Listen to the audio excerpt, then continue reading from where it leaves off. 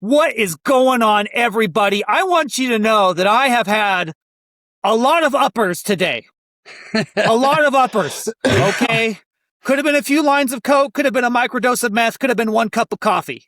We'll never I'll let know. you decide. But I am so ready to do this today, you guys. Woo! Are you guys ready? Let's roll. Let's get this introduction out of the way. THORChain is the world's leading Bitcoin DEX. You can swap 13 different blockchains across 41 different pools without using bridges or wrap tokens. Check it out at swap.thorchain.org, swap.thorchain.org. Anyone in the world can use THORChain. There's no account to open, no KYC is required, and privacy is a human right. More on that later. You better believe it. THORChain has 2 tokens, you guys, Rune and TCY. The fees for swapping on THORChain are paid in Rune, and that's where the yield comes from. The fees are deducted from swaps, so you don't need to own Rune to trade on THORChain. 10% of protocol's fees goes to TCY token holders. Remember to stake the TCY tokens in order to collect this yield. There are no block rewards on THORChain. The protocol's fees are real money paid by real users. The Rune token is deflationary as 5% of the fees are burned. You guys, THORChain is more than just a DEX. It is a programmable layer 1 with the ability to create smart contracts and apps. This app layer is being developed by Rujira. If you need help with THORChain in general, guys, please join the THORChain Telegram group. Links for those are on THORChain.org, THORChain.org, and on THORChain.org. You can also join our email list, you guys. It's the best way to stay up to date with THORChain. Always remember, this podcast is for information and educational purposes only and does not constitute financial, investment, or legal advice. The THORChain community does not endorse or condone illicit activity of any kind whatsoever. Anyone is welcome on this show today, you guys. This is Thursday. It's a community show, so if you have any questions, please feel free to come up and talk. Everyone's welcome. Use the link to join us. If you want to keep your camera off, that is totally fine. So that's the intro, guys. Before I kick it to Kenton here, a little housekeeping here. I just want to shout out a community member who did something pretty cool this week. And I'm going to try and share my screen here for just a quick second. Share. They made this video. This is French Chad, the Solmer here. They made this video. It's up to almost 9,000 impressions, you guys. They did this with their own money, their own time, and an effort. Should we let's just watch it. Let's watch it. Yeah, let's watch it. Absolutely. Maximize it. Yeah. I will. Let me make sure. Can you guys hear it? There we go.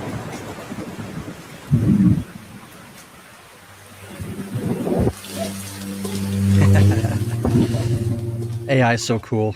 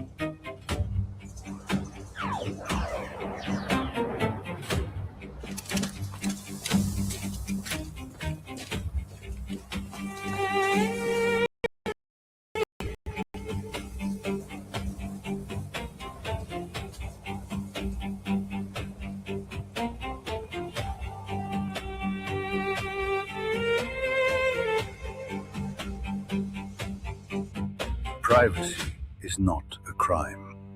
Permission is not freedom.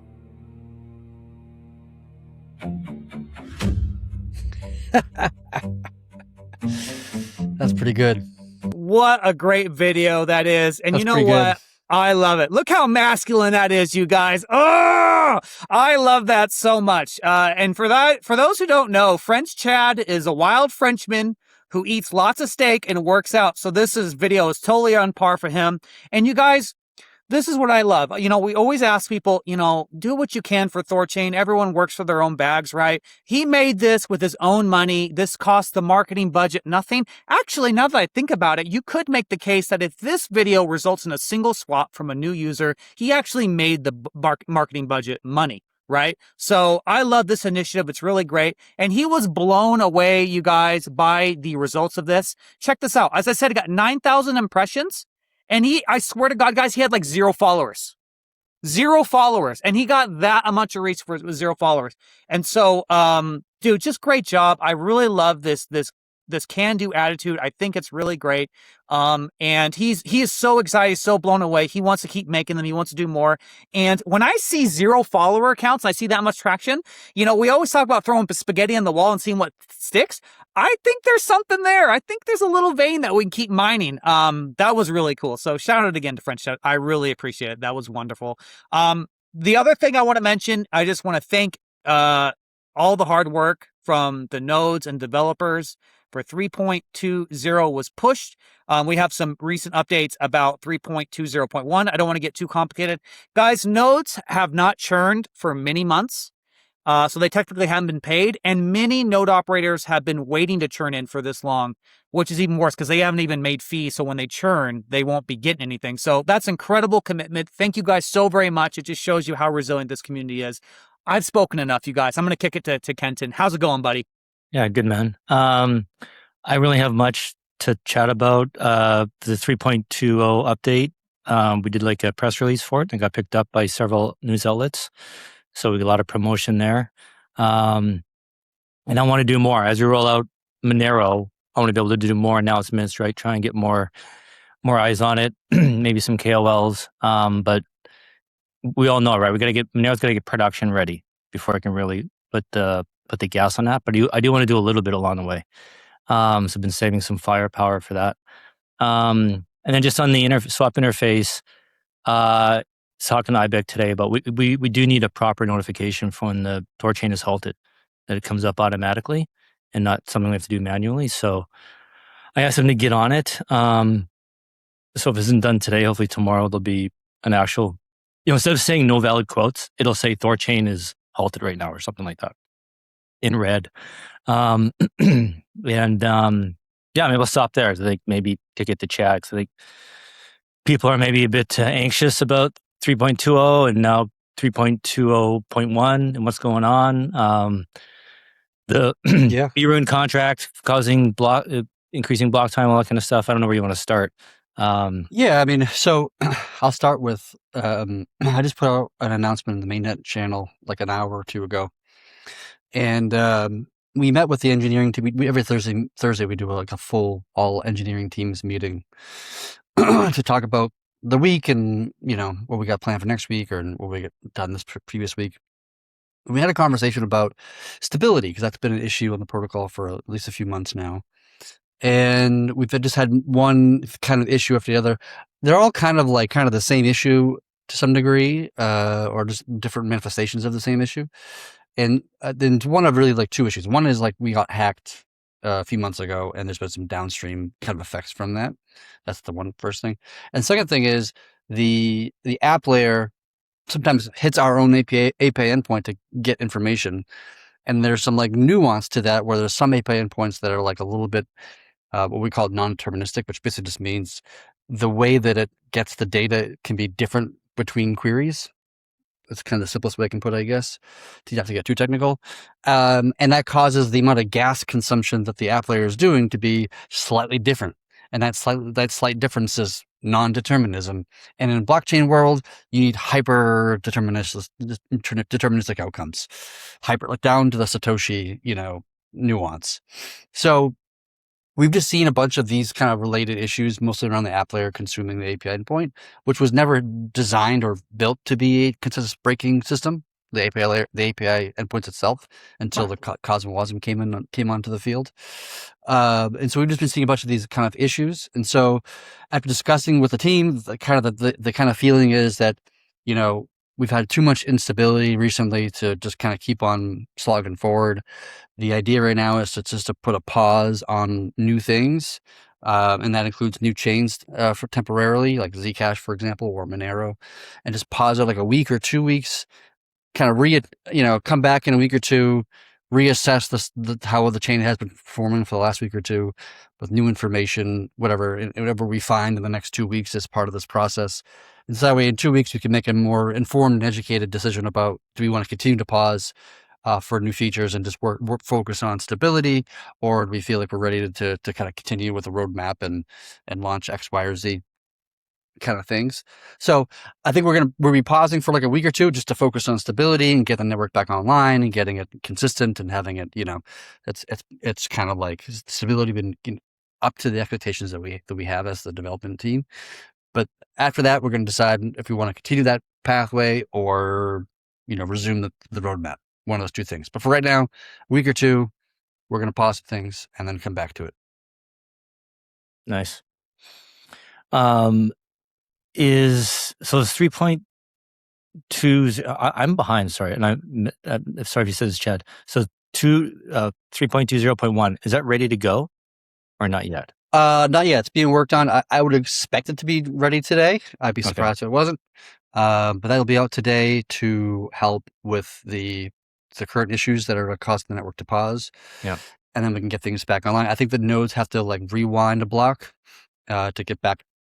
Either one block that's a little bit corrupted, so you have to rewind a single block and then process that with the new, new version.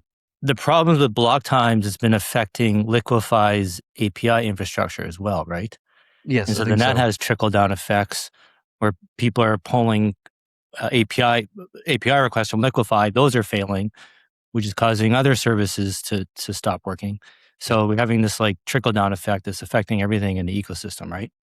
Yeah, in a sense that's true. I mean, the Liquify's API endpoints are publicly available, and I think they're free. So you get what you pay for to some extent. If you really want to, like, you can run your own infrastructure rather than relying on somebody else. But yes, that's largely true, which is also like another reason why we want to focus on stability for the next couple of weeks.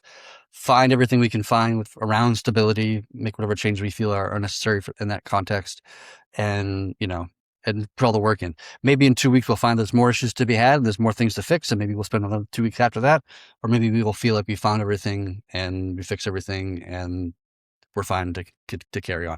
I don't know. Time will tell. Yeah. What about, people have been concerned about app layer and about, like turning it off or pausing it for the time being or whatever. Is that possible? Can we actually do that for one? Yes, it is possible. If you wanted to do that, we could vote as a community and turn off the app layer entirely. Like, that is technically an option. I would suspect that's not going to be the case just because we just had a vote.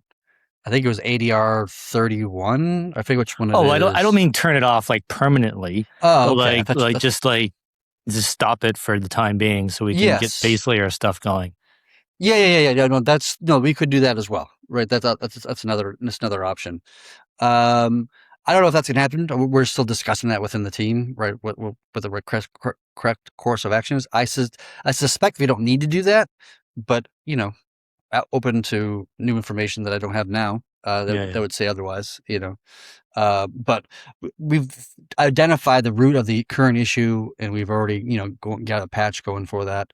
And so I don't think that'll be necessary, but that could change within the next 24 hours. Okay. It looks like, Andy, is that you from Liquify? Did you just post this?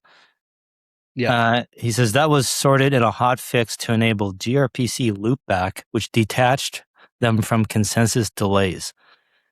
I don't know what any of that means. Do you know what that means, Chad? Somewhat, but it's probably more technical than most of our community really cares to understand, to be honest with you. Andy, can you dumb it down for us? Give us the smooth brain explanation, please. What did he say? He said, "Yep." I guess we'll give us a second. But he's on it. But everyone's basically everyone is at battle stations, right? Everyone's like trying to figure this out and get things going, right? So it's everybody's at battle stations. Everybody's working in the same regard. I'm doing some work in this regard, and all the other developers are working in this regard as well. So we're all singularly focused towards fixing issues, stability, and focusing on that right now for the time being. Yeah. And then once we feel satisfied, whatever that time span is, whether it be like a few weeks or 3 months, like I don't know. Yeah. Whenever we feel satisfied, then we will probably at that point continue on. Okay. Andy replied, Basically, the API are no longer bound to consensus delays. Smooth brain it is, fast again. I think what he's trying to say there, if I'm understanding correctly, is that the app layer consumes the API endpoint and loops the information back into the system, right? Instead of querying the database directly, it hits the API endpoint to get the data, and that API endpoint could sometimes have slightly different endpoint information. And I think what he's saying there is removing that from the process, unless I'm misunderstanding what Andy's saying. But I think that's what he's saying. But Yeah. anyways, I could be misunderstanding. Yeah. All right. Well, we'll leave it at that. Actually, you know what, guys? I sort of jump around. I do have some good news I wanted to share. I should have shared earlier. I forgot, but I want to say it anyway. We're doing well in AI now, I think. I'm getting the homepage and STO, like, there's all these like AI readiness websites. We put in your URL, and it'll tell you how you rank out of 100. And I'm getting this up to like the 70s, 80s, and 90s now in these platforms. And we're starting to show up in AI search. And we've had some new, like, I want to say the last several or maybe all the new API requests we've gotten are from Google AI search, and we're coming up in the prompt results. So our work is succeeding there. That's what I've had the SEO people focus on here the last few months. Like, we got to make sure we nail all this SEO stuff, that everything we have possible, all this AEO stuff. We do everything we can possible to try and show up in these LLMs. And I think it's starting to work. So like, if you go look up top 10 decentralized exchanges on ChatGPT, I think THORChain should start showing up now. Especially, like, I don't mean, I've been talking about THORChain on my ChatGPT for months, so it already knows I talk about it. Like, go to a brand new instance, go to, a clean browser and try it, and it should show up. So, and maybe, Chad, this is a good segue into what you and I've been chatting about the last week or two about, making THORChain ready for AI. And I'm curious if you have any more thoughts about that. Maybe you want to tell the community what we're talking about. Yeah, I mean, part of it is like at a very high level, the high level question is, what is our AI strategy as a protocol, right? That's like the kind of the most general way to put it.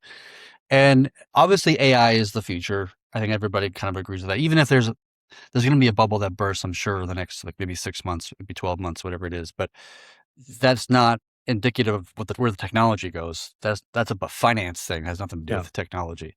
But we need to understand what our AI strategy going forward is. I think we all kind of agree that agents are the future of crypto in some sense, because it's going to be doing the majority of the transactions.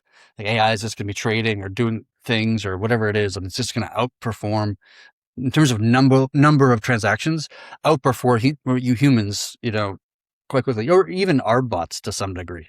Like, and that's still a bot. And so, like, that is probably the future. The hard thing is figuring out, like, what our strategy should be in that context. Now, there are some easy answers to that question. I'm saying, like, oh, we got to be AI friendly and do some AI, some AI can trade on THORChain easily. Well, that's kind of already the case. You can just broadcast a transaction, with the memo, blah, blah, blah, and be trading. So it's not like anything additional is needed in that particular context, right? We could talk about, like, X402 compatibility. We could talk about MCP servers. We could talk about all sorts of different things. And some of those things are kind of like easy answers. So we actually have an MCP server that one of our developers has been working on, which is, I think, is open source on our GitLab, but we haven't publicized it at all quite yet. But it does exist in the world, and all that kind of stuff. But it's hard to know what our strategy is, because, like, I don't really know what the future of AI really is, right? Like, what does it actually look like? What is the best way to orientate ourselves in terms of the outcome of how AI looks 6 months from now, 12 months from now, 5 years from now? It's like, I don't think anybody really knows the answer to that question, right? And so it's because of that, it makes it really hard to understand what is the actual systems or layers or infrastructure or whatever that best suits AI, right? And the only thing I can think of that we haven't done yet that we could do is, like, building an AI first wallet that would be a command line tool because AI likes to use command line tools a lot. A command line tool so that you could actually hold Bitcoin and do transactions and look up history and of transactions and blah, blah, blah, and all this kind of stuff to make it like AI friendly in terms of an interface with the wallet. Most wallets are obviously like, GUIs, which GUIs are not really great for AI today. I mean, they're possible. It's totally possible to do it, but it's cleaner and easier and faster just to make it all like command line with like JSON outputs and this kind of thing. So that's one of the things we might be looking into doing, possibly, maybe.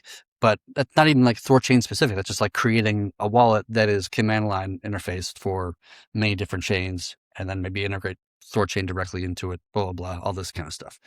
So who knows? We're still thinking about it. I think our strategy will change and shape with time as the industry is changing. It's shape over time, but that's something that we all want to keep our kind of focus on in some regard and come up with interesting ideas or plots to be able to, to get more volume and more interactions and more easy interfacing with various agents out there. Cool. We have a comment from the audience. A great addition for AI is supporting XAUT swaps. So I assume that's, I don't know, I assume he means that you get an exact amount. Yeah. You receive an exact amount, but how do you know how much to send? That's the problem. So we've talked about this idea about XAUT swaps, as he's calling it, since like 2021. And the point is like in the exact, just so people don't know what this means exactly, is that like I want to buy a cup of coffee at Starbucks for $3.12, right? And I have Bitcoin, but they only take USDC, and so I got to swap some Bitcoin to exactly $3.12 of USDC, and then send that USDC to Starbucks's wallet or whatever the hell the thing is. And that's really hard to do in an AMM, right? Because not just because historically whatever you pay in fees is like not up to you, right? In an AMM, that's less true today with streaming swaps and other kind of features we've added in the last couple of years. But originally the AMM, that was the case. But there's also gas, right? How much is gas? Well, gas is a dynamic value, right? It changes based upon, how much contention there is to get into the next block, right?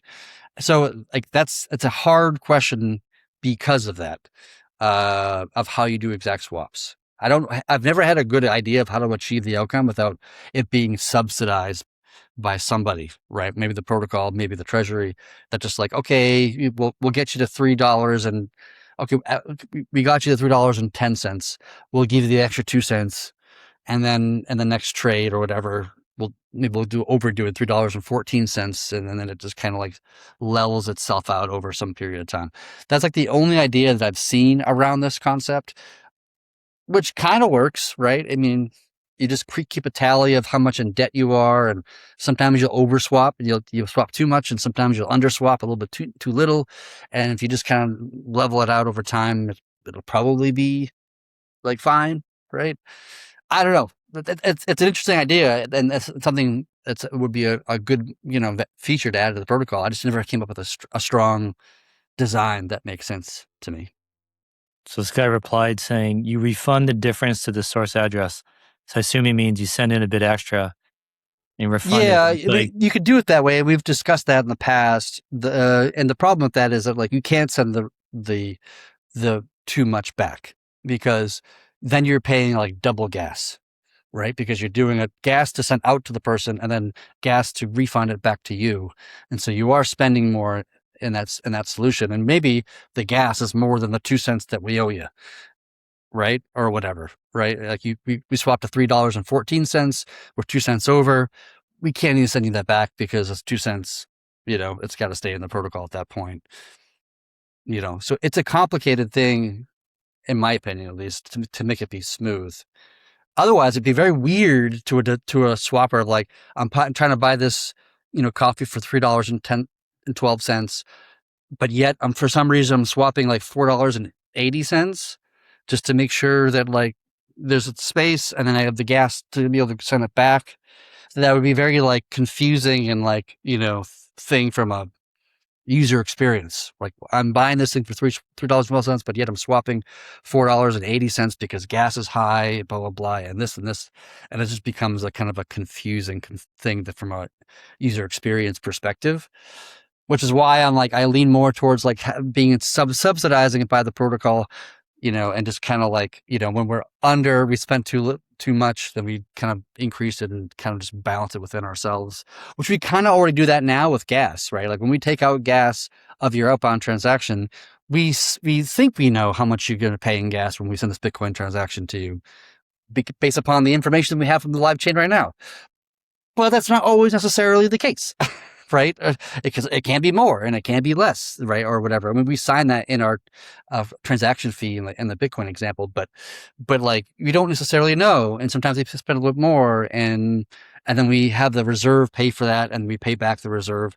We have a whole smoothing functionality so that even when gas is spiky and like it moves erratically, that the fees you pay more or less than gas fees are paid more. It's much more stable and predictable than it is when it's like, moving all over the place.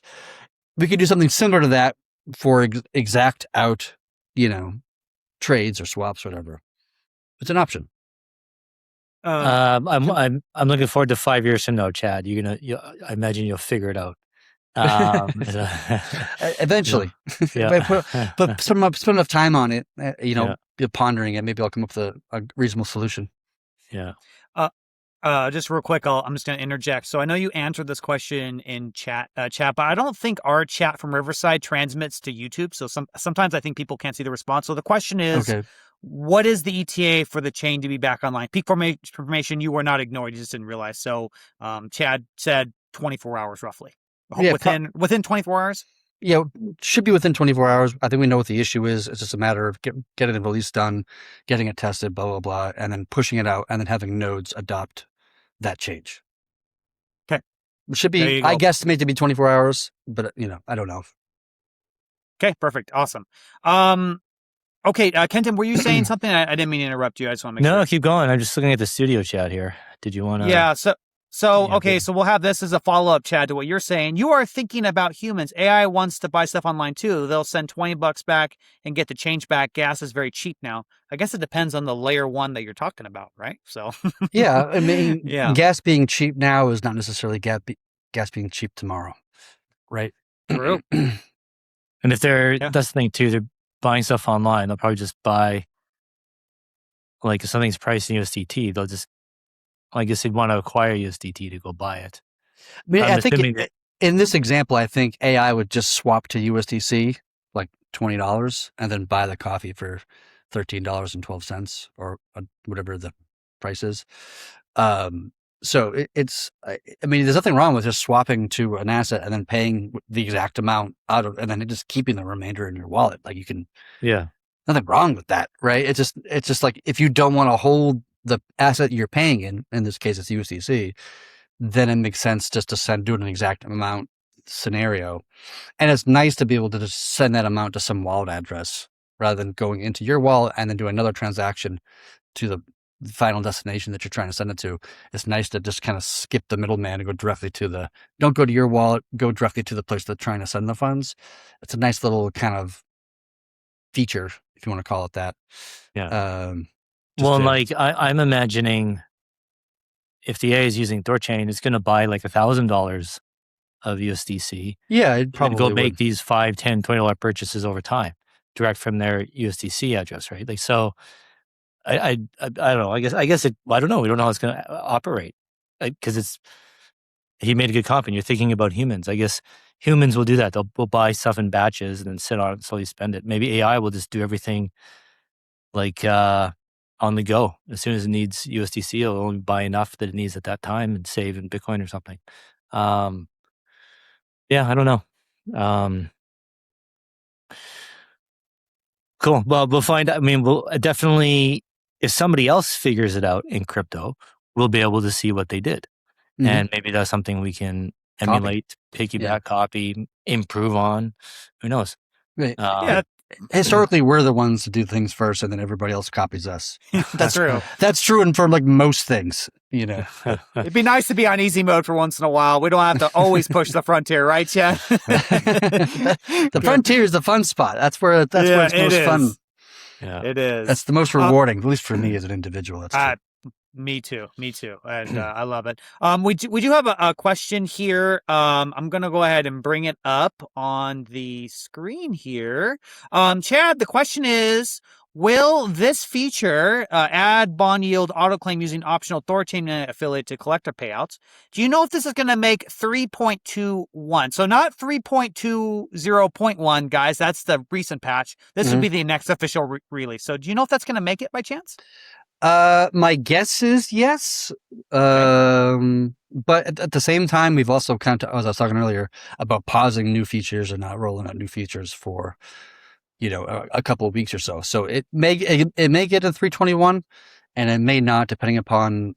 We're focusing primarily on stability right now for the next couple of weeks, rather than new features like this one. So it's possible to get in 320, but it's hard to say at this point. Understand. Yeah, I understand. Very reasonable.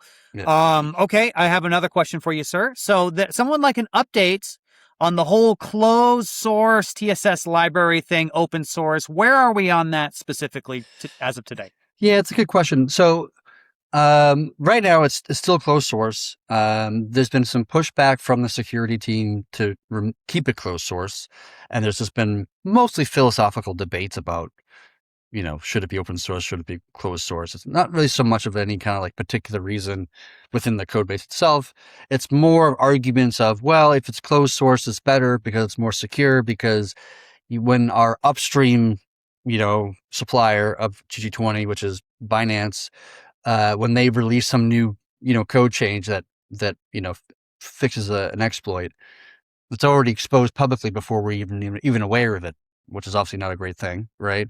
And so that we have to be quick in our response to that situation, which is how it's been since eternity, right? Since the beginning of GG20 itself. So it's a little bit of a disagreement between the security people and non-security people about whether it should be open source or not. I remain, steadfast on my position that it should be open source. It's not solely my decision. I don't want to force my view on all other people's. I'm part of a team, and we discuss things as a team. But I still would hope to see it be open source. When that is, it's hard for me to tell you. I would hope by 3.21, but it could be earlier than that. It's up for the team to decide when that's going to be. Perfect. Solid answer, Chad. Thank you. Yep. We're busting out these question days, guys. Remember, if you have any questions at all, and of course you can join the stream as well, guys. We love that. But if you have any questions, you can tag me on Telegram, wherever. Put it in the chat. We will get to it. Chad, do you know anything? So I don't know how you say it. XAUT pool, XAUT. I don't know how you say it. It's the Tether Gold. Do you have any? Do you know if that has? If we're going to be adding that soon? That's the question, essentially. Oh, I don't know. So the first thing I would do is I would check the whitelist to make sure it's a coin that's in our whitelist already. I don't know if that's the case or not. Assuming it's already in the whitelist, which that's an assumption, then it would just say anybody could create that pool, and just by adding some rune and adding some, asset to the pool, and Bob's your uncle at that point. Okay.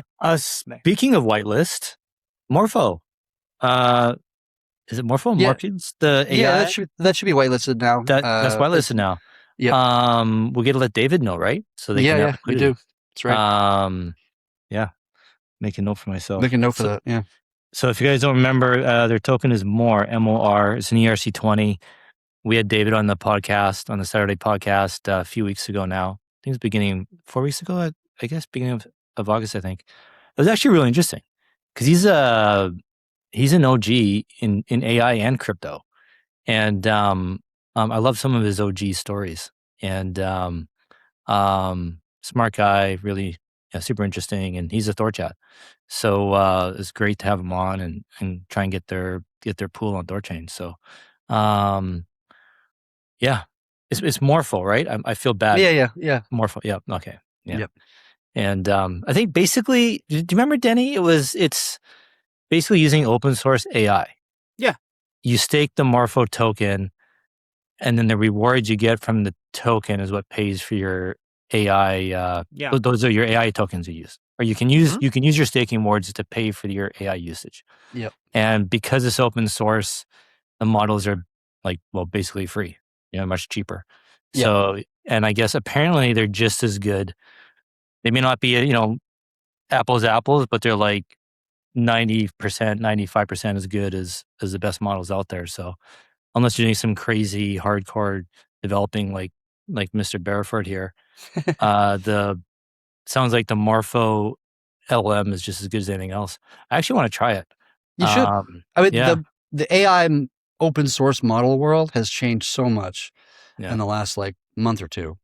They used to be 6 months to 12 months behind the frontier, which would be like the OpenAI Anthropic models. Now they're behind by instead of 6 to 12 months, it's now 1 month, 2 months maybe. There's new models that are coming out that are better than Fable. This OX Alpha model that people have been talking about, that's on an unknown provider, which I'm pretty sure is just GSM, but whatever. That model it's really good, to be honest. Isn't this a thing that these new AI models are going to be start training and building their children? Like AI is going to be training new AI. Yeah, and so if we get to that point, the open source stuff can just take off because the closed source gated stuff is going to be held back. Does that make sense? Yeah. I mean, are you talking about distillation or are you talking about recursive self-improvement? Smooth brain here. So distillation is when you want to create a new model that's based upon a smart model. And so you train your new model by asking the smarter model, questions, and you train the younger model with the smarter model.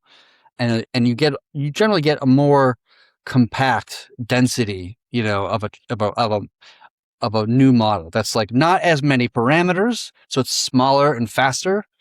But it has very good performance relative to the large model. It's not going to be 1-to-1. It's always going to be less. But you then have a much more densely populated intelligence, if you want to call it that. That's one way to, I guess, refer to it. So that's one way. It's called distillation. And the open source models for a very long time have been reliant on distillation, training their stuff on the Anthropic OpenAI models for a year or two now. But it's kind of been changing in the last couple of months where distillation is not that big of a deal. The other thing is distillation. What was the other one I asked you about? Recursive self-improvement. Recursive self-improvement. That no one is close to. I mean, maybe at the end of 2027, maybe at the end of this year is possible, but I don't think anybody thinks that recursive improvement is reasonably near in the next 6 months. That's when the model starts designing a new version of itself. Yeah. And starts improving, and then it spawns 1,000 agents or 100,000 agents or 1,000,000 agents, all testing different concepts. Oh, what if we did this and tweak this? What if we made this happen? And you build and you test, and then anything that works well, you adopt. Anything that doesn't work well, you don't adopt, and and then the model just starts improving itself. Open source models will be able to do that at some point in time, probably after the major labs have access to that. So you're going to see an exponential kickoff at that moment. But even if you start 6 months later, 6 months is way too much time, because in 6 months, a self-recursive system will be like a J hook, on a graph, like a hockey stick, just taking off like crazy once you get to that point. So getting 6 months to the party is way too late. You're already screwed at that point. Yeah. To some degree, at least. That's what I was referring to. Yeah. Because that is, people expect we're going to get there at some point, right? It's not an if, it's a when, right? Yeah, we probably are. And then that's when, in theory, the open source ones should really take off, because the closed source gated ones literally can't keep up unless they let them run free too, like open source. Yeah. So speaking of your bubble popping, that if that doesn't pop the bubble, I don't know what will. Well, you're certainly right, because you've all these massive tech companies that are worth $3 trillion or something absurdly large. but none of them are really making any money, right? Like they're all losing money hands over fist on every subscriber. Well, they all have deals with each other. And they all deal with each other, which is like circular, like a Dutch rudder going on here. Everybody's just like jerking off each other. The elephant meme. It's not a great situation to be in. And then you have China screwing it all up, quote unquote, via coming out with really good models that are really cheap to run that you can just buy. And like Apple just announced their Mac Studio Ultra, right? Which has got really powerful compute, really powerful GPUs, really powerful memory. And that stuff can run models locally. So you have the edge hardware becoming more viable to run open source and local models.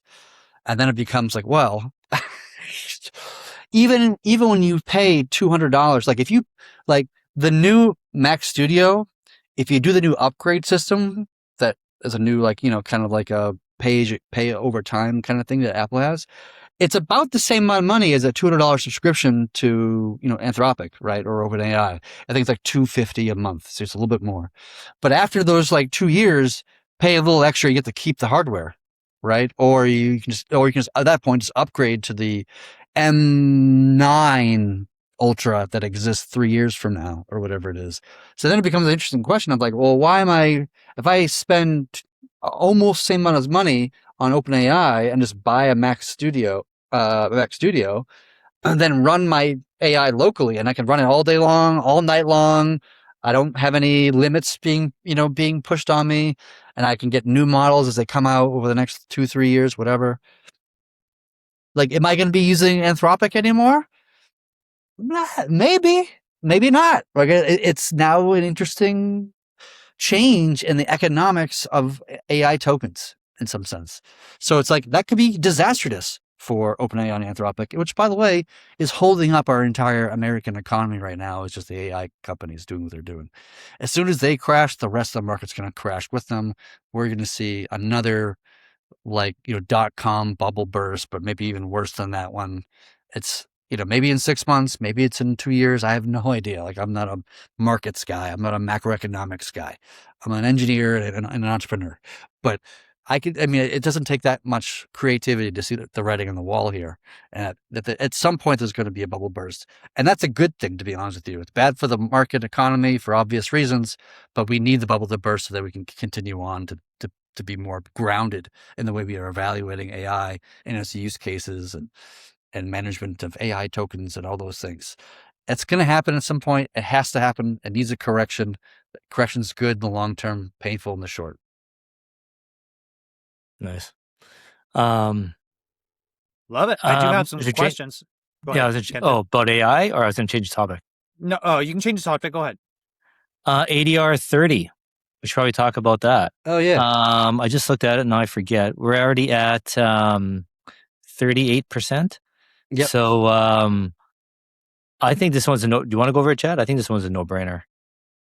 Yeah, it's a simple one. I think I'm trying to remember exactly, but that's the one where a node operator can delegate certain commands to another address, which is just like a quality of life improvement for node operators so that they can have more flexibility and not share the private keys for managing everything about the node, and they can take off certain things and split off to another address that they can delegate to another person without giving them access to money, right?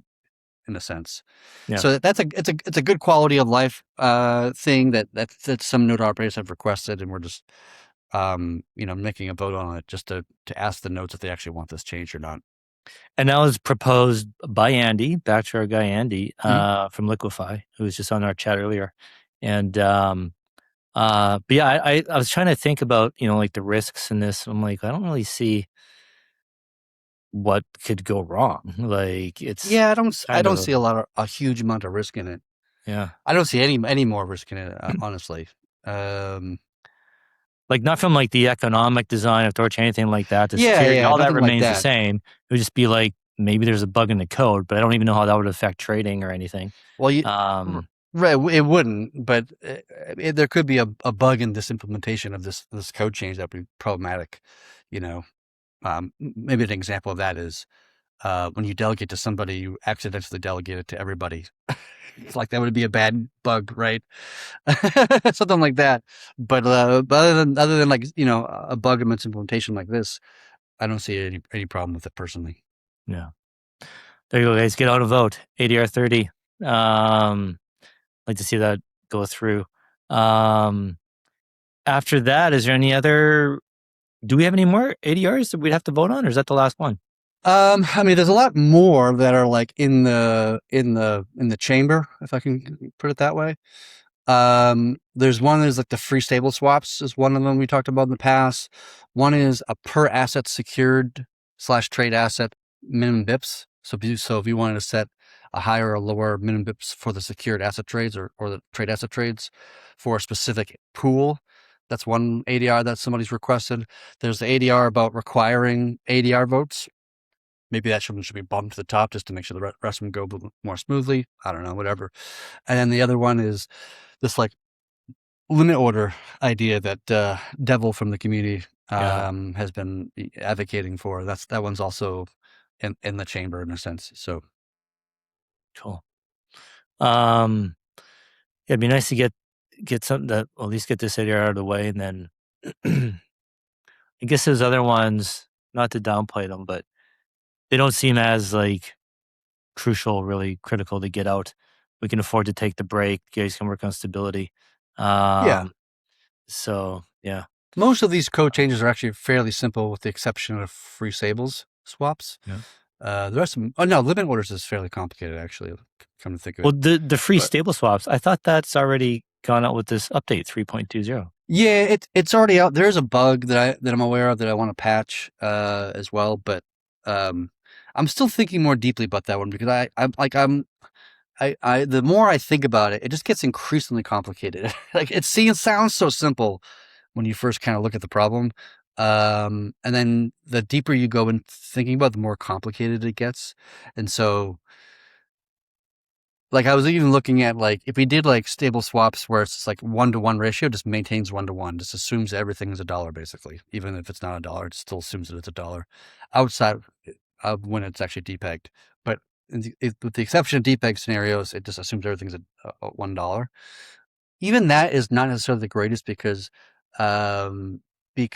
like if you did like a $50,000 swap on Uniswap, stables to stables, you'd pay like $1 in swap fees, which is very low, right?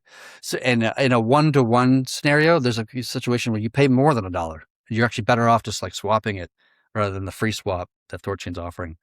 So it's like there are some issues, and then the other one of just doing it using the Oracle price of just doing 1-to-1, right? If it's 99.99 cents and this one it's $1 and 0.0002 or whatever, then you can just use the Oracle price to figure out the exact ratio between those two things. But there's also like a potential of this market condition just pushing prices up and down that the treasury could lose a little bit of money. Wouldn't be like crazy, I don't think, but it's possible.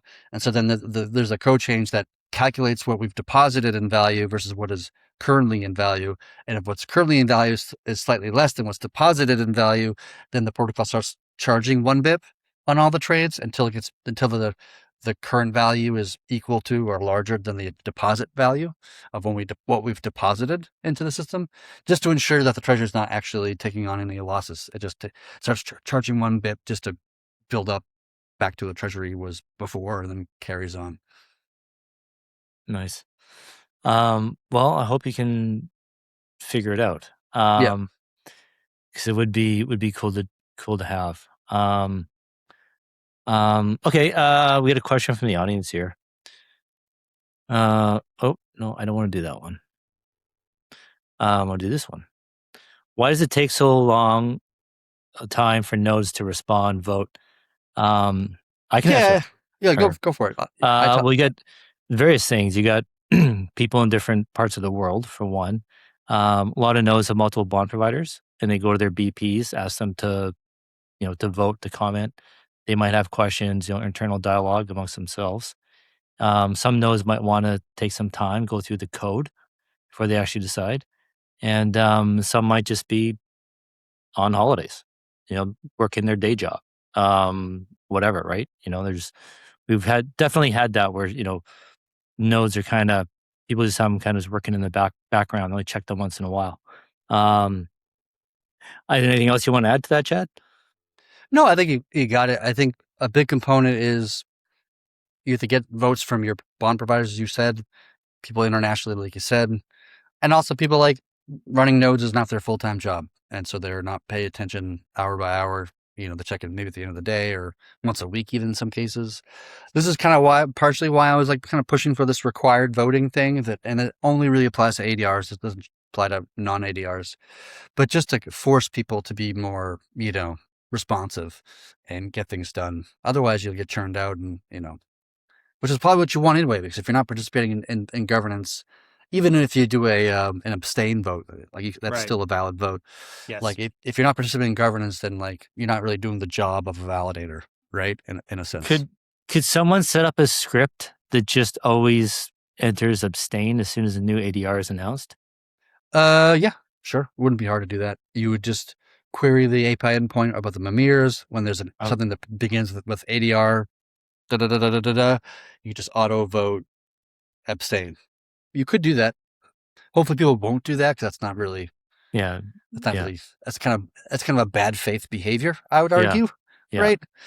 But if that's the problem and people start doing that, then well, we will reevaluate. We can reevaluate it then, or we can get rid of the abstain vote, I guess. Yeah. I don't know. Well, there should be.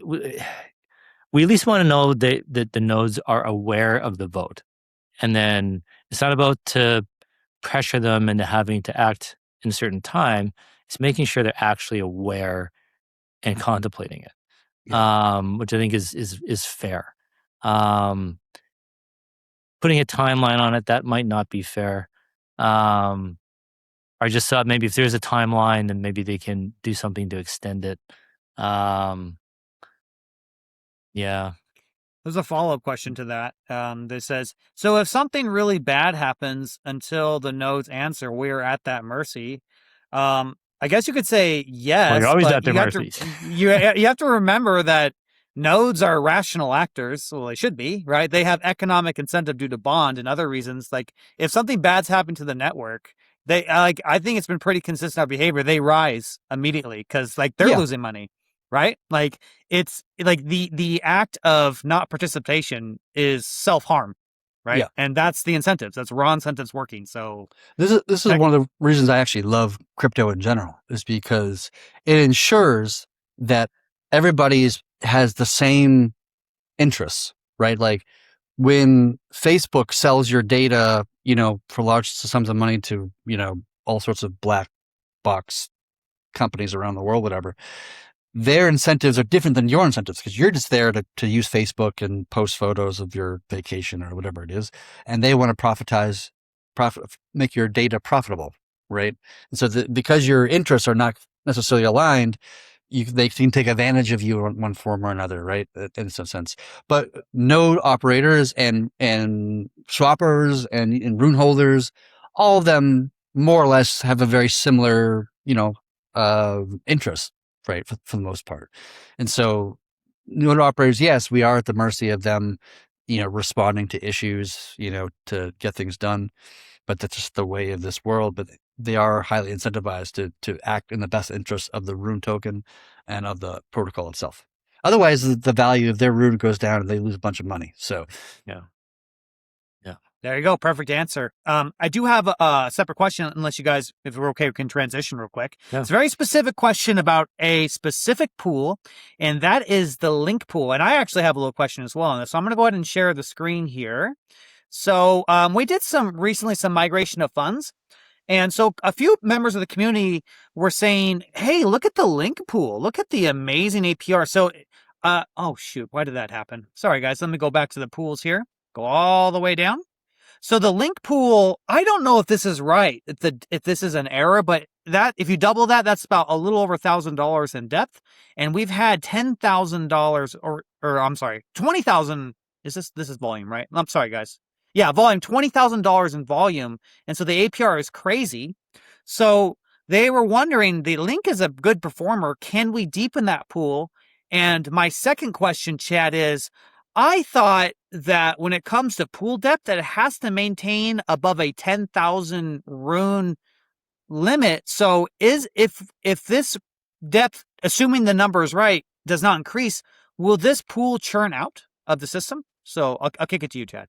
Yeah, I don't remember how much rune it is. I have to look it up on the network to find out how much. There's a minimum requirement, some number. I don't know if it's 10,000 or 1,000 or 100. I think it is. Might be wrong. I don't know. I could look it up on the protocol, but yeah, in theory that would be true. I presume the reason why the APY is so high here is not necessarily because of trade volume, but because of the migration that took place as the part of 3.20, where synth units may have been zeroed out or something like this, which makes all of a sudden the LPs be worth a lot more money. Because like synth holders before, right, had owned a percentage of the pool. And because Rune's performance relative to Link may be really like poor, it mostly goes towards the synth holders, right?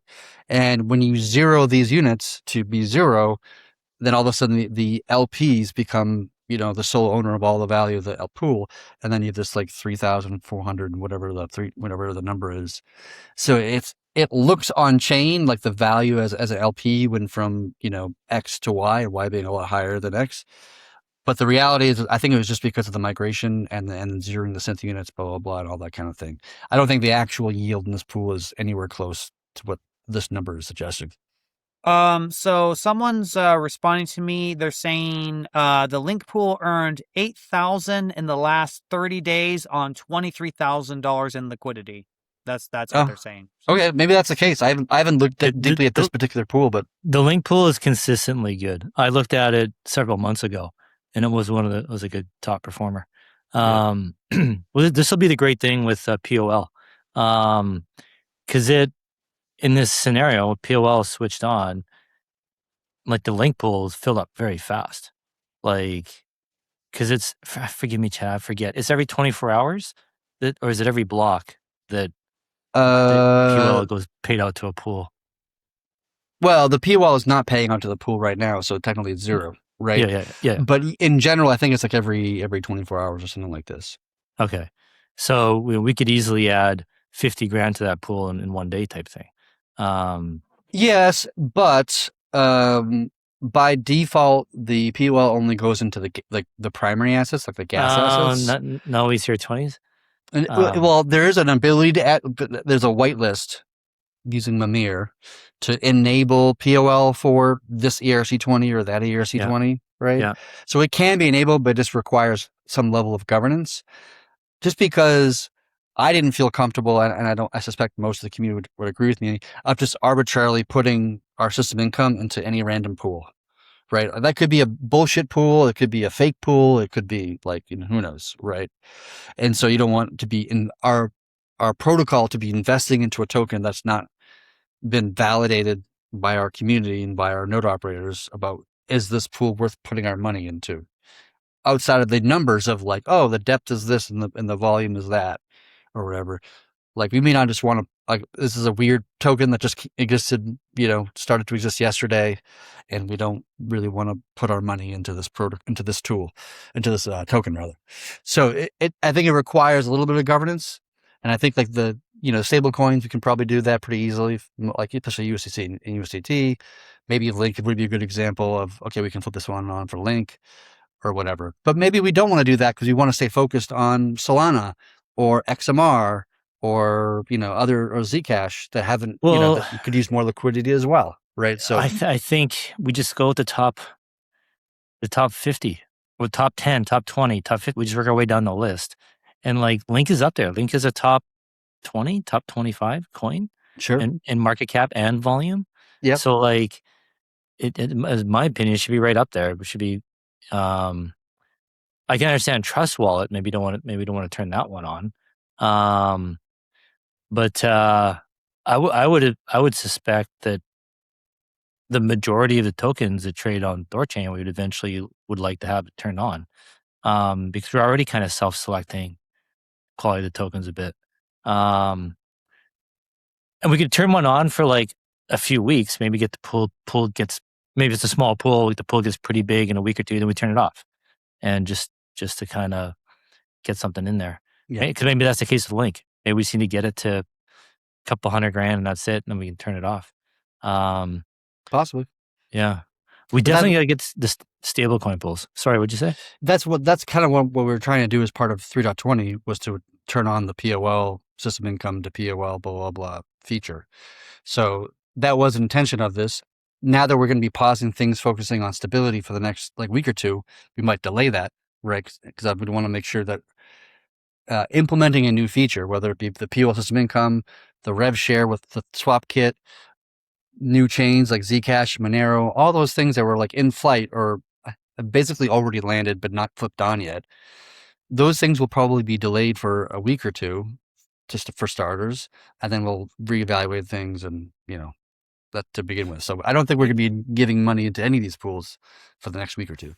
Yeah. Okay. That is a question. Sorry, Kenton, go ahead. Well, I was going to say that is a question I did get. You did mention rev share, Chad. So they just want to know what is the progress. I know we're paused, obviously. THORChain. We're getting the network back into stability. But what is the current progress on that? People are really excited about rev share. Yeah, I'm really excited about rev share. To be honest, I'm excited about this partnership with SwapKit. Yeah, so we're ready to go on our side. We'll probably do some further testing on StageNet just to kick the tires a bit more. But I think we're ready on our side. On the SwapKit / Oleg side of things, they're pretty close to being done and turning this on. Like I think they would be ready this week or maybe next week. But we'll probably just delay things a week or two for the reasons we were just talking about before. But we're very close to getting that flipped on, and then we'll probably set initially. I'm thinking about 20% as a reasonable kind of first place to start. 20% rev share to give into their bucket, and then they use that bucket to get us more volume, basically. So we'll start with 20%. We'll see how that goes. Maybe we'll increase it, maybe we'll decrease it. I don't know. We'll look at the data to figure out the right answer to that question. I'm cool with 20%. Okay, I hope guys. Me too. We got to start somewhere, and it's got to be, a large enough amount to make a difference, right? So, cool. Yeah. Is that an operational Mimir, Chad? We only need 3 nodes to do that. Yes, it's an operational Mimir, 3 nodes. Any 3 nodes will do it. Cool. Should be fun. Cool. Remember that, guys. Operational Mimir is only 3 nodes. We don't need 100 nodes self-voting on them. It makes it harder to reverse them. Be mindful. Operational Mimir versus economic. Yeah. You only need more than 3 if you're starting to get into a war, right? Yeah. Where some nodes are voting yes and some nodes are voting no, and then you're getting to this war scenario, which is not the purpose of operational Mimirs in general.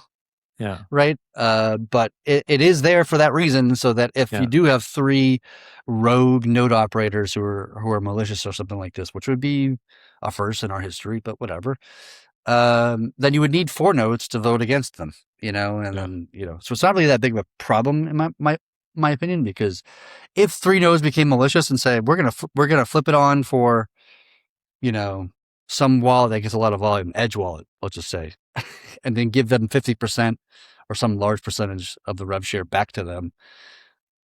First of all, they wouldn't do that because they're good partners. Anybody who has a large volume with THORChain is a good partner, probably. And second of all, if they did it, we'd only turn on for 10, 15 minutes before 4 nodes voted in the reverse direction, which would take another 10 minutes or so. So it's not that big of an issue from my perspective.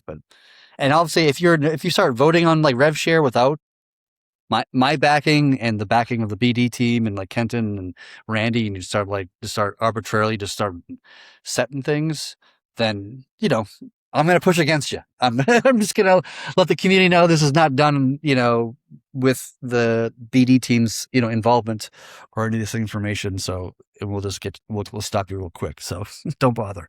Yeah. Very cool. What else, guys? I do have we some talk questions. about this question about? Yeah, go ahead, Denny. Sorry, Jimmy. So this real simple question, then we can move on to what Kenton says. The question was, this is someone posted me. They just want to make double sure, the pause for stability. We will be trying to churn during that time. That does include churns and yes, that is the answer. So I just want to make sure people hear that. So yes, go ahead, Kenton. I'll kick it to you. Should we bring up the question about Thor? Which question? This one here. I think something went wrong with the migration. The Thor pool got decimated too. There's something going. The Thor. That's a Thor swap token. And it was affected in the hack. I skimmed through it in Discord. The tokens are there, but they're not actually in the pool, or they're segregated from the pool or something like that. They need to be added to the pool, right? Do you know about this, Chad? Am I right? I don't know the details of this. I know it's something that the Maya team has been working on, and then they're aware of the issue and they're working on it, and maybe another migration is required to fix that little tweak. But yes, that will be fixed at some point. I don't know when, but so I think so. Olivier Ferron, I think you're right. The Thor pool is technically very small in liquidity right now, but the tokens are there. They're just not in the pool, and I'm assuming they have to somehow pair the Thor tokens with Rune tokens to go into the pool symmetrically. Yeah, so I guess just be patient on that. So liquidity and depth should come back to the Thor pool here soon. Yep. What else, guys? Any questions, Denny? Chad? I'm checking right now for any questions. Guys, if you have any questions, please drop them ASAP. We would really appreciate it.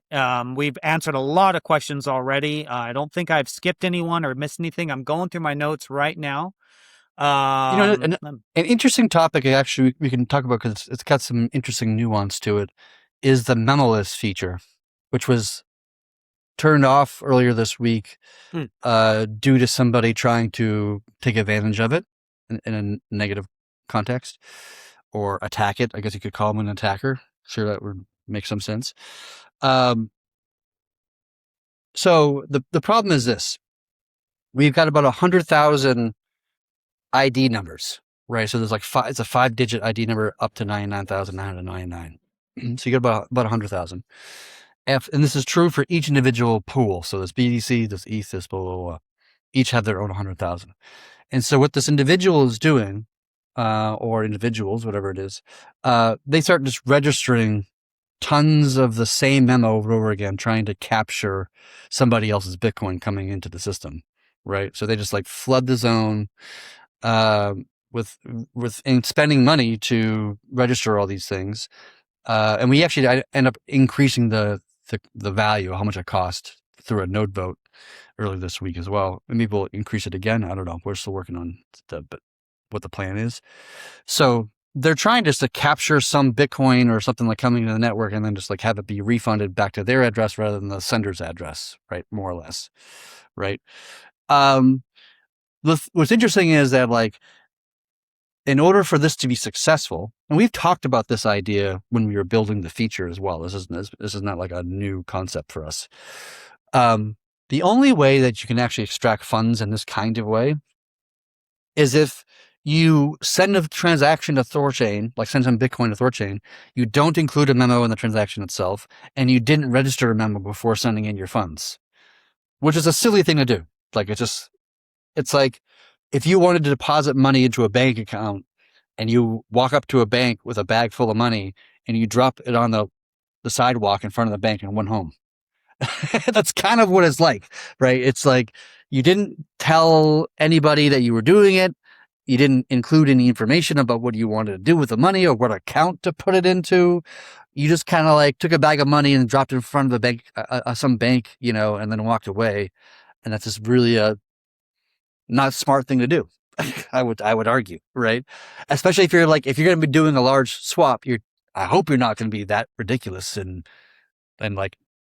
not swap correctly, right? Or use any interface that does swap correctly, right? So it's just there's very little opportunity for anybody to lose money in this way, because the only way you can is if you screw it up and you just blindly send money at the protocol without following any practices or procedures whatsoever. Don't do that. Please don't do that. That's always been the case with THORChain. Just don't blindly send us money without including basic information, blah, blah, blah, right? there is a contract of like how you're supposed to interact with the protocol. It isn't just like a free for all, just do whatever the hell you want and everything will just work out magically on the other side. Like, no, I don't have any wizards that's work part of this protocol, so I can't help you with that. So that's the thing. And so like the argument back when we were implementing this feature and talking about its design and whatnot was that like, yes, somebody could do this, but you would spend a bunch of money every day, to keep on registering addresses, hoping that one of them kind of like hits the lottery, or whatever of abstracting somebody's swap or trade. But it's just like you have to just burn money every day waiting for that to happen, which is just like not a very good strategy when it comes to trying to attack a protocol, right? Because you always operate a loss. Like this guy is operating at a loss right now. He tried something, he lost money. The protocol gained money in this particular attack as of now, so it's not really like effective, which is why we were aware with it and okay with it from the beginning. Right. But somebody's trying it, which caused some people to freak out and to freeze the feature and whatever. Right. So the question now is, what do we want to do with it? No, we could just resume it as is and let this guy go ahead and burn his own money. Like, that's fine. If you want to pay the protocol money, go right ahead. We could increase the fees. Right. So instead of paying, X rune, it's Y rune per registration. We can change the way the fees are charged from being a static, like, every memo registration increases in value relative to how much space we have. Like we have 100,000 slots, so to speak. And as you get more, filling up the slots, it just gets more and more and more expensive. Right. That also makes it expensive for like, STO's interface because they have to register for memos when they're doing a memoless swap on STO's, interface. So that there's a downside to that. There are a handful of other ideas we've been talking about. Some of them we've known about and talked about, a year ago, whatever the time frame was when Memoless was being worked on. So it's just a debate between the devs about what's the best way of going forward. I think initially what I advocate. Yeah, go ahead. I'm so sorry. I didn't mean to interrupt you. So when the spam attack happens in Memoless, what does it look like on our side? Can we just tell it comes from one IP address? How does that work? Like, you wouldn't be able to tell by IP address. You can tell by address, like the THOR address. Okay, right. So my question was, if it originates from one address, one THOR address, could you not like put like a concatenation thing on that? So if this one address keeps doing it, could you ramp up the fees for this specific address for spamming the network? So let's just say it's 0.02 rune, whatever, and then the next one's 0.4, and then could you do something like that? But you could do something like that. We've talked about that. That goes from, a DOS, a denial of service, which is what the spam attack is, to a DDoS, which is a distributed denial of service, meaning that the attacker goes from one address to just spawning 100,000 addresses. But then you have to spend more money because you have to send the rune, to all the different 100,000 addresses or whatever the number is. And that costs money to do the gas transaction, to move the rune around to all these different addresses, and then use these individual addresses. See, there's ways around that, right? And so we've also talked about the idea of like limiting the number of registrations that can happen per block, right? To be like 5, I don't know, some number. So if you wanted to spam, everything 100,000 addresses, well, you can only do 5 per block, per every block 6 seconds. And therefore, you can only register X number of, things per day or whatever it is. I think the registrations last for like 6 hours. So you have to keep on redoing it every 6 hours, so forth and so on. So there's like a handful of ways of doing this. And I think they're all got their pros and cons. Nothing is like an easy solution, but it's a question of like what we want to do moving forward. And there's different opinions about what the best way forward is. Yeah. Okay. That's that was my idea, but I can see how.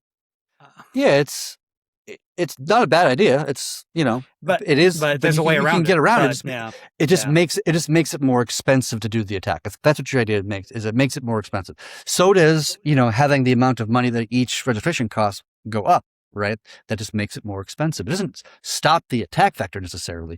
It just makes it more economically infeasible. Right, slightly more.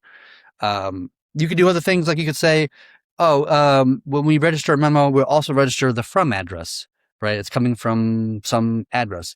That way the attacker can't do that because they're, it wouldn't work because they would, the Bitcoin being sent in is sent in from an address that they don't know or control, right? There's problems with that because some wallets don't really determine what the addresses you're sending from until after it's being sent. I think Ledger might be an example of this, right? That's why when you go to Ledger, every time you you try to get like a receive address from Ledger, it's always a different address, right? For like Bitcoin, for example. So sometimes you don't know what the from address is, and that's part of the challenge of that. You could also do another thing where you register in the memo how much the amount is being sent. So instead of in just having the last 5 numbers, it could be 1.273 BTC, right? Or some value like this. You could do that. Well, that's a little bit more complicated because, well, the gas could be different. It could change the amount that's being sent and therefore blah, blah, blah. So there's like always kind of like nuance to like the edge cases can get pretty sharp and kind of difficult. So there's a lot to think about, and there's always pros and cons to every way of addressing the issue. What do you guys think in the audience? Please let us know. It's a very interesting conversation. I am not quite sure, to be honest with you. Whoever this attacker is, I just think you're really stupid. So, yeah, I mean, you're going to be. You are a dumbass. It's not going to be profitable. Like the statistical odds are pretty small that somebody's going to make a dumb trade. And not even trade, just like throw money at a wall, basically, which is just not smart. Like you can imagine that doesn't happen very often. Well, but it's like the Nigerian prince emails. They must work. Otherwise, we wouldn't get them. I'm sure it does happen. It's right. So some infinitesimal number actually makes it worthwhile. But then that raises the question of like, how much responsibility does the protocol take to stop you from doing dumb things? Right? Oh, yeah, I agree. Yeah, it's like if this attack was successful, let's just say that they succeeded, and there was a $10,000 BTC swap that they were able to like snag, right? Like, should it be on the treasury / protocol / whatever that pays for this issue? In my opinion, probably not. No, you know what I mean? Yeah. Like it's like you did something stupid. You did not interact with the protocol correctly. You did this dumb thing. We're not going to pay you out. Partly because that person who's lost the $10,000 could be the attacker. The attacker could do that and just send $10,000 himself. And then, I snipe my own $10,000. And then I'm going to go to THORChain, the next day and say, hey, I lost my $10,000. And the protocol just says, I don't think we're going to pay you out of that because you did something dumb. You did not interact with the protocol correctly. That's not on us. You can talk to the UI that you interact with. Maybe the UI made a mistake. And if that's the case, it's on them and not on us, right? But I don't think we would do anything about it in that scenario. You should be smarter and not just throw money at a fucking wall and then walk away. Like, it's just like, don't do that. That's really, especially if it's a lot of money. If you got $1 million trade, what the fuck are you doing? Like, why are you being such an idiot that you're just like throwing money, at a wall and then like, it's $1 million. Take your fucking time, do it right. This is crypto land, right? Like you have to do test transactions first and making sure that you're not doing something stupid and typoing, an address or something like this. Like that's on you to not be an idiot and do something dumb with your money. Kenton, you need a "don't be retarded" disclaimer on top of the other disclaimer. Okay, there's no vaccine for stupid. There should be a vaccine for stupid, but it's called euthanasia, unfortunately. Well, we try our best to do as many, the stupid proof STO and give our warnings. It's amazing. Memoless tends to be one of our biggest issues, and we've got all those warnings now, right? And everyone just says, "Oh yeah, just click through." It's like, all right, well, you're sorry. Yeah. They accept it. They're like, all right, you're right. I didn't read it. And it's like, oh, we have our disclaimer. It's kind of like when you buy something, you rip out the plastic and says, this plastic isn't a toy for babies. And it's like, that happened. Somebody gave that plastic to a baby and it choked, right? And so if you're playing with STO, all our warnings, somebody's unfortunately has lost money or whatever, some issue with all that. So, but yeah, it does tend to be with Memoless. People do. Well, the problem with Memoless too is there's so many different wallets out there. Yeah. And nuances to these protocols like Litecoin, Mimblewimble. We can't, the MWeb addresses don't work well with Memoless. And then there's like EIP 7702 contract wallets or something like that. Like there's all these little nuances with different wallets that don't act well with Memoless. And unfortunately, those we just have to find out when it happens. Yeah. And then put up our disclaimer. But that's also why people should be doing test transactions. I know, right? You should not be just throwing out whatever is a large sum of money for you. Like maybe that's $100, and maybe that's $100,000. But like whatever it is, if you're like, you should always do a test transaction first, just to make sure everything's good before you do full amounts. I do that every time. Like, you know how many times I've like send money to an exchange to cash out into dollars or whatever? Yes. And like, it's never a small amount of money. It's whatever. I'm trying to pay my bills and all this kind of stuff. And I owe every time, even though I've done the same wallet address multiple times, every time pretty much I do a small transaction first, just to make sure everything is still good and nothing weird happens, whatever. And then once that's, good, it doubles the amount of time it takes for me to deposit money into a centralized exchange when I want to get dollars out. But I do it every time, even though it's the same wallet, the same address, the same everything more or less. I still do it. Like, you guys, please don't be lazy and just, be defensive. It's crazy. I'm shocked that we get some people doing several $1,000 transactions. Just that's their first one. And they're like, oh, this is all my money. It's all my savings and whatever. And it's like, well, a brand new transaction you've never done before, all of your life savings, like you deserve to lose it. Like, stupid people and their money get departed. Like that's part of self sovereignty is you take on the responsibility of your funds. Yeah. You don't just get self sovereignty like for nothing. Like you get liberty and freedom, but you have to be more responsible and not a lazy fuckwit. It's just part of the game. That's why so many people are actually terrified and hate the concept of freedom. They don't want to be responsible. They love having zero responsibility, and they love somebody else being responsible for them.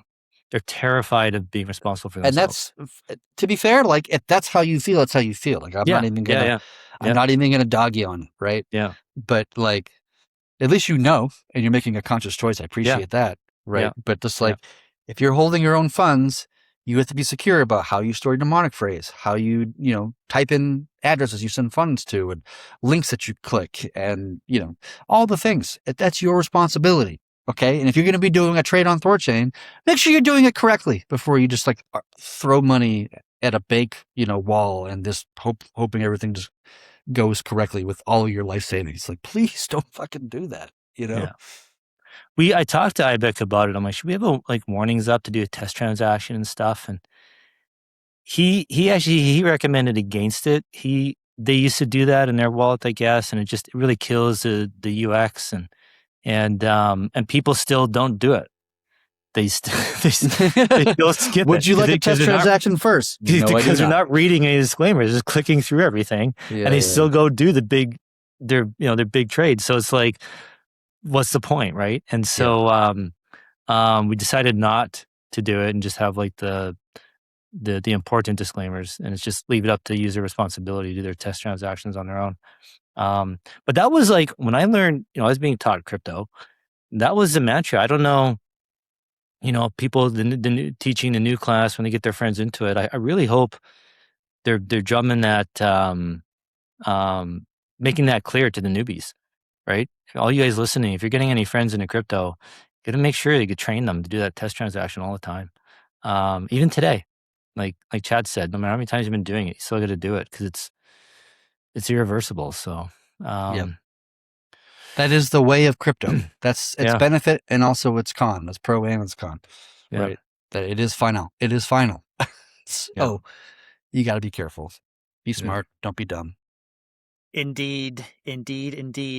We have 2 questions in the audience here, boys. So this one was already asked. I don't know how it's XAUT pool. It was already answered. Chad said we're not sure if it's whitelisted yet, but it's just a whitelisting thing, and then someone can seed it. It's the gold pool. So definitely can come on THORChain. So if someone has some liquidity, is it PR for it to be whitelisted? I don't know. I'm gonna asking ChatGPT here. Is gonna figure it out right now, guys. We are gonna make progress. Whoa! ChatGPT. What about Hugin? You know what's funny? Hugin's busy. Hugin has no way of doing a direct prompt. Hugin's designed to not be a tool for a developer to prompt and use. Hugin's designed to be its own separate entity that fully operates on its own without human interaction. The only way you can prompt Hugin is that you can create a GitLab issue and then assign it. You can just like create like a GitLab issue. Oh, here's a thing we got to fix, right, or whatever, and then assign it to Hugin, and then Hugin will eventually get to it. Yeah. I have a phone call coming out of the tape. I'll be back, guys. Yeah. No problem. We had one question here, a bit of a spicy question, and didn't ignore it, sir. I just didn't think it was particularly interesting. But if you're going to insist, we do not do censorship here. So the question is, why so much hate raised against Ruggiero? That is the question, and I will take this one. If you guys notice, I am wearing a Ruggiero hat. Close to your heart, Danny. There is no hate here. Let me give you guys a little anecdote here. Well, should we add? Somebody else had a question about it. Should we include that as well? There's another question. Go ahead. I missed it. Sorry, I'm sorry, Danny. I'm interrupting you. No, you're fine.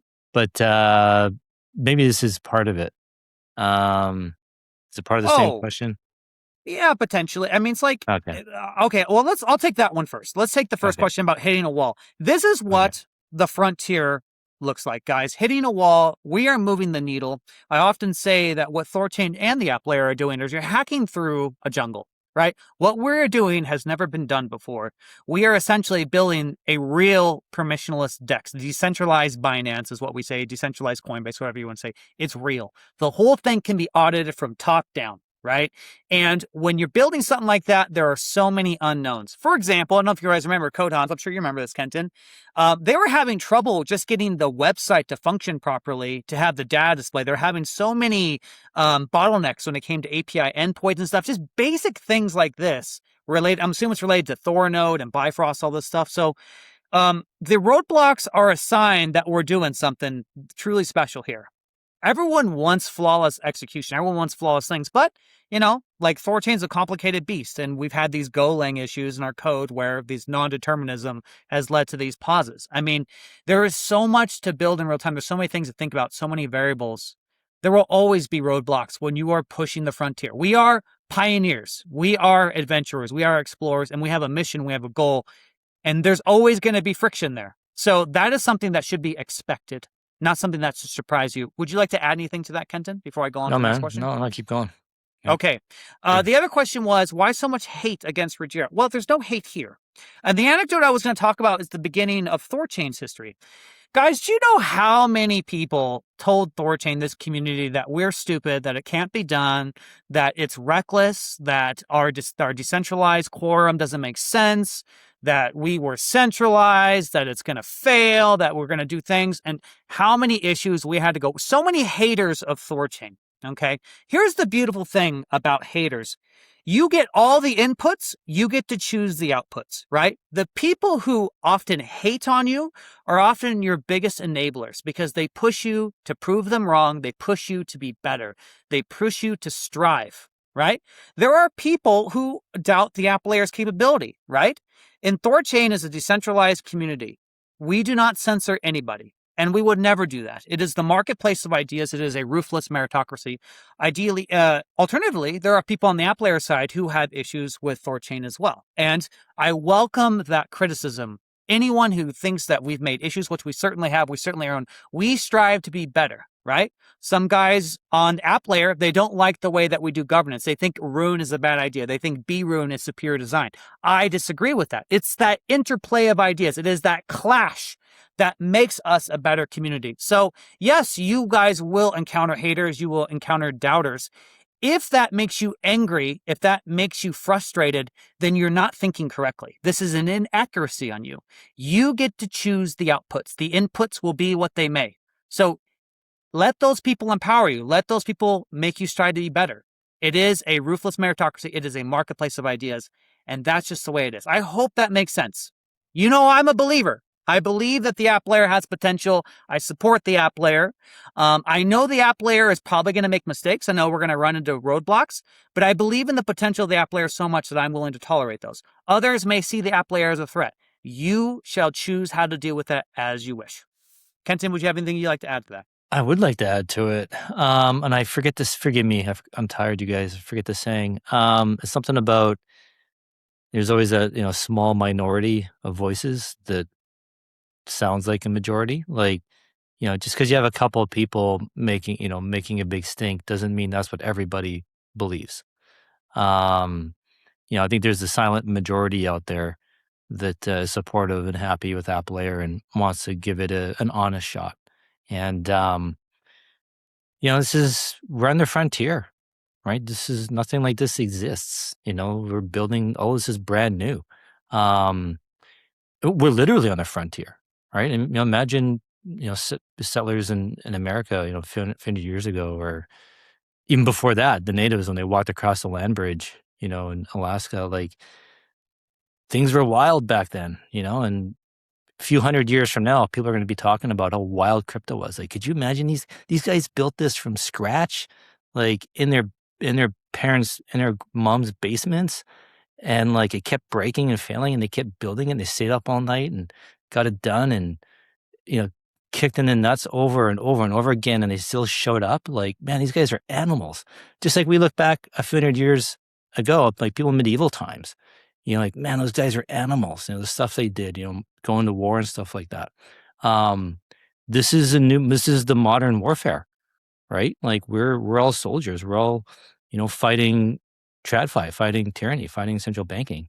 And we're doing it with the pen, with computer code, right? And so we persist, we pursue. So like, this isn't just some random friggin' website, trying to, get new customers type thing, right? Like we're building brand new technology that hopefully is going to last for centuries. And so, like, that doesn't mean it's easy. It's going to happen overnight, right? And so, just step out, look at the 30,000-foot view, and I think it's just, and what the other part is too, because of what we're building and what we're doing, how interesting it is, it attracts a lot of intelligent people and independent thinkers, which is really exciting for me. Actually, I'm getting goosebumps thinking about it. Like, we are all engaged. Like, we can all talk and we can come to conclusions, things that are self-evident, but we also will argue with each other back and forth on not on each other's character, but on our ideas, because we're all engaged, we're all smart, we're all intelligent. And you put that many smart, engaged, intelligent people in a room together, there is going to be friction. It doesn't matter what the topic is, what you're building. There's always going to be friction, but it's not negative.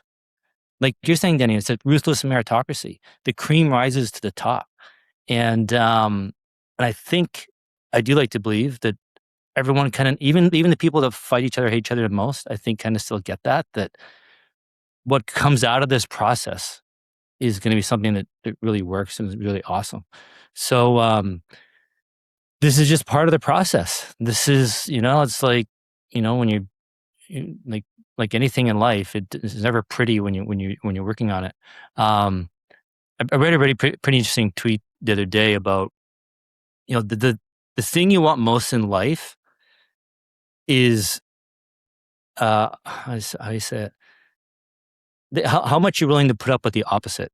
So like, if you want to get rich, how long you're willing to be putting up with being poor, because you have to save, right? If you want to work, if you want to be big and have muscles, how long are you willing to feel weak in the gym, right?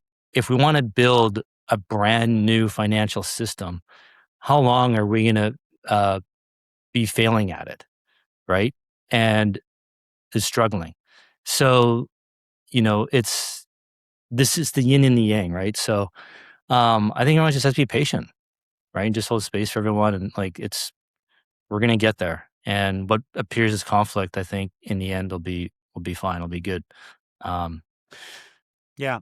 Yeah. And I like what you said, Kenton, and I'm just going to top it off. And if Chad wants to add something, he can. But, a lot of people, because you said, sometimes you have a minority that's a very vocal, loud minority. And maybe some people will say, why don't you censor those people? Why? It's like, well, the minority opinion in my mind is often the most important opinion, right? At the point that you become an echo chamber, you've already lost the plot.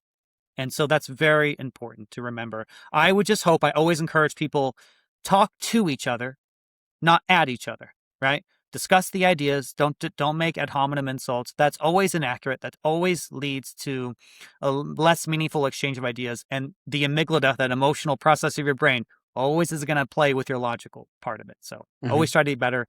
I'll kick it to you, Chad, if you got anything you want to add to this. We do have a couple more questions that came up, but No, we can carry on to the questions. Perfect. So Canadian Canary says, is Go sustainable, or will we eventually have to move to Rust? So basically become Cyridex, I guess. I don't know. Well, Go is very sustainable. So there's no reason to move to Rust within the context of the question. The only thing we would actually move to is Cosmos has been struggling as an SDK and as a community. And so there is a hypothetical scenario in the future where we decide that Cosmos itself, the SDK itself, is not being properly maintained, and we feel that it's important to move off of it into something else. What that something else is, I don't know. It could be like Commonware, as a thing I just heard about the other day. There could be a replacement. I don't know. That is probably the more and by the way, and Commonware is written in Rust, by the way, just out of pure coincidence here. So it's like there's no reason to move away from Go itself, because Go, the language, is great. There's no reason to think negatively about it. Cosmos SDK, which is written in Go, might have some issues into the future.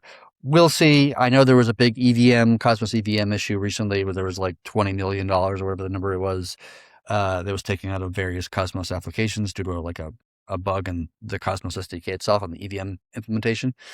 We're not EVM, so I don't think we have any issues to be concerned about in our case, but that, the way that was handled was less than stellar, and it could have been handled better. And some people are still hoping Cosmos can pull through, and some people are calling it, a dead doornail, right? Depends on who you ask the question to. So I think it's worth looking into this. I'm very hesitant to move off of the Cosmos SDK personally, because to move it onto something else, whether it be Commonware or something else, would be an excruciatingly large quantity of work for myself and the rest of the developers. It would take, 6 months to a year, maybe even longer, to plan and move all of our code from Go into Rust, into a new framework. I mean, that just that is so hard to do that I would only do that if I was forced to do so, in a matter of speaking. So I don't think we're going to move off Go anytime soon. There's no plan to, there's no reason to. Moving off of Cosmos SDK, maybe in a distant future, but I don't see it. There's not anywhere close to be enough reason to do that. It just wouldn't warrant the amount of time and energy that it would cost to migrate us in that kind of way. There you go. There you have it. That was a really interesting question. I did not expect that answer. So thank you for that. I missed the question. I'm sorry, guys. But this was already addressed. Would we get the patch live in the upcoming hours? Yes. Hopefully within 24 hours. It's largely contingent on what nodes their uptake. They're incentivized obviously to do it for self-preservation reasons. So that's it. They're asking for a technical explanation. That was done in the beginning of the show. I don't want to rehash material, guys. We are coming up on the 2 hours. So just check out the beginning of the stream. We'll get you square. And there'll be timestamps too, so you'll be able to figure all that out. Let me look real quick. I don't know if we got any other questions. Chad, is there anything else that you want to, I'd love to ask you this, any question or any topic that you want to talk about that you think we haven't addressed thus far? Oh, by the way, the XAUT, or whatever that pool is that you were asking before, XAUT. it is not I don't think it's whitelisted, so it needs to be whitelisted first before Okay. it can be entered as a pool. FYI. As for other issues or topics, we talked about that. We talked about Memoless. We talked about focusing on stability. Trying to think if there's anything else worthwhile to chat about. Did we say? nothing's Did coming- we mentioned we? I hope we. I'm sorry. I was so in the beginning of the show. I'm so preoccupied. We did say that XMR is going to be delayed. I don't think we did. Did we say that? Okay. Well, let's just Well, say that. So, it's part of the 1 week or tweak delay. We're delaying Monero. We're delaying Yes. Zcash. We're delaying everything. probably RevShare. We're delaying. I think we're delaying all the new things for a couple weeks just to get stability, get us churning, get us rebuild a little bit more confidence in the protocol and the team to operate the network cleanly without issues popping up. So I think all those things are going to be delayed a week or two to start. No. Yeah, we're still recovering from the GG20 exploit and a variety of other things too, guys. So let's just take a breath. I know everyone's so excited. Believe me, guys, we're so excited to get XMR live. I know that's kind of a bummer, but that time will go by quick. Let's get THORChain just really locked in and dialed in. I mean, that's what we need to do. I think that's the correct call. And that was good leadership, Chad. Thank you for making that announcement in Discord. Go ahead, Kenton. Honestly, guys, I'm happy to wrap this up early if you guys are. Early is 2 hours, by the way. Yeah. Kenton, did you have some wine last night? No, I've been sleeping well this week, so I get kind of it. tired. No worries. Well, hey, I think we got all the questions wrapped up, you guys. So, let's wrap it up. I appreciate it. Oh, yeah. Shout out to Idzamna. Well, shout out to all the devs. I did say in the very beginning, gosh dang it. Devel has really stepped up. Shout out to Devel, doing a great job. I just love all the collaborative efforts, helping with refunds, and to the general community as well. Again, French Chad, great job making the AI video with your own money. Dude, that's just so awesome. And I know you're really excited to make an AI video for XMR going live, and you were nervous you were not going to have enough time. So actually, this is fortuitous, Chad. He's got a little extra, maybe 1 or 2 extra weeks to make that video. So get on it, buddy. I can't wait to see what you do. Thank you to the community. Thank you, everyone, for your patience. You all done a really great job. Let's wrap it up, you guys. Kenton needs to go take a nap. I do too. For THORChain data and insights, please follow @RayAnalytics on X. He does written recaps of these podcasts too. He certainly will do one of these. And always remember, you guys, the views expressed of solely of the hosts and guests. Any action taken based on this information, that's your own risk. Past performance is not indicative of future results. The THORChain community does not endorse or condone illicit activity of any kind whatsoever. This Saturday, Rujira, you guys, Pragmatic Monkey's going to come on. He's going to do a custom concentrated liquidity demonstration. We're going to screen share. We're going to do the whole thing. So we're going to get some really good content there. And it's definitely tune in if you can't wait to hear that sexy French accent. Go ahead. So don't you have to be resume trading by then in order for us to do that, right? Oh, yeah, that's true. We'll figure it out at the time. We'll figure it out. TBD, boys and girls. He could do it in like his own stage net or test net, whatever. Yeah. There you go. Right, there you go, Chad. That was a smart response.